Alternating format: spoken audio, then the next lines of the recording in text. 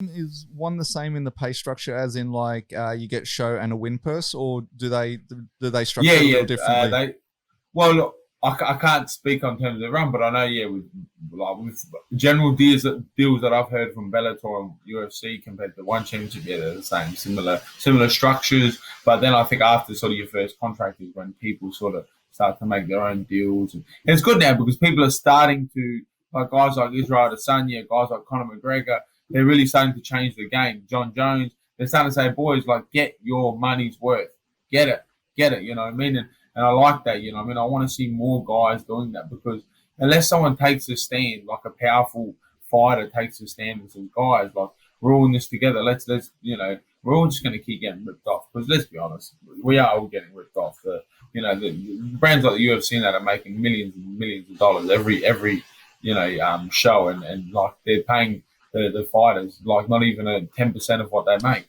I will debate that a little bit, and only because of like I've got a different opinion to that. I don't really blame the UFC on it. I agree, and I always say, look, fighters don't get paid enough, 100%. I think it's more the general public though, right? And the reason I say that, like, let's take up the UFC for a moment. You just brought up before about in these other sporting organizations, they have all these kind of, physiotherapists on hand and stuff like that.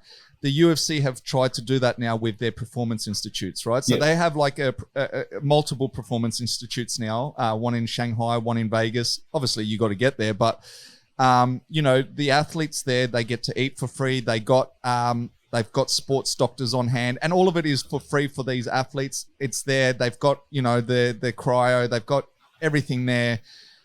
So I always say, look, there is more expense that people don't really appreciate that. And this is one thing that we are just talking the UFC. I know Bellator don't have the same thing. I don't think one have the same thing, but it's getting to that point where they're like, look, we're opening these centers for the athletes to have these services at hand, right? What gets me is, and as I said, like, fighters should be getting paid more. But I always find it's the same fans that are screaming fighters should be getting paid more are the same fans that are going, have you got a free stream for me to watch these events, right? That's where I think the issue is. If more people, and look, even on the national circuit, like, when the UFC come here, they pack out a 20,000 Acer Arena or whatever. But I've been to national, whether it be Eternal, I had a lot to do with Brace when it was about and stuff like that, and you would struggle to get 1,000 people show up, sometimes, agreed. Yeah, and I think that is where the issue is, that a lot of people are wanting to go to shows for free. They're wanting to stream the stuff for free. But then they're screaming, hey, fighters aren't getting paid. And it's like, well, hang on a sec, So I put it back more on the fans and the general population than I do on the organization. Because at the end of the day as well, like, even with all the expenses, whether it be promo, whether it be putting on the events, the higher venue, or venue hire, I should say, there's a lot of other expenses that go. And then on top of that, they are still a business too. So they do need to make some sort of a profit, right? No, and that's what I was about to say. I have to agree with what you're saying big time, and I really like that thing what you said. The UFC are trying to develop these things. You can't just overnight instantly put up 150 PI places all around the world. It's a lot of money. It's a lot of time. It's a lot of effort. There's a lot of red tape you got to go through. So I have to 100% agree with that. And you got to remember at the same time, mixed martial arts is what, 27, 28 years old. It's actually such a, like, UFC, how long have been around for? 28 years now. 28 years? Closer to 25. I think they did last year, 25, 26 maybe. But yeah, close enough.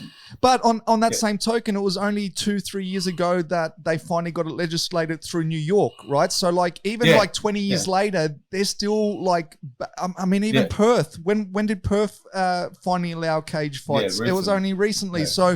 Having said that, even though it's got this history now of 25 plus years, they're still going through a lot of legal red tape, and that's money too.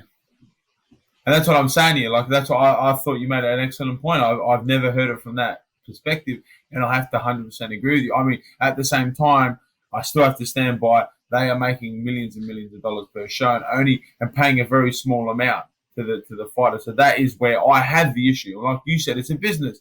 If I'm running a show and, for instance, I make $1,000 and there's 10 fighters and they're like, we want 1,000 each, I'm like, bro, you can't. Like, how can I give you $10,000 and I only made 1,000? We're broke. Then you've no longer got a job. I've no longer got a job. We're all broke.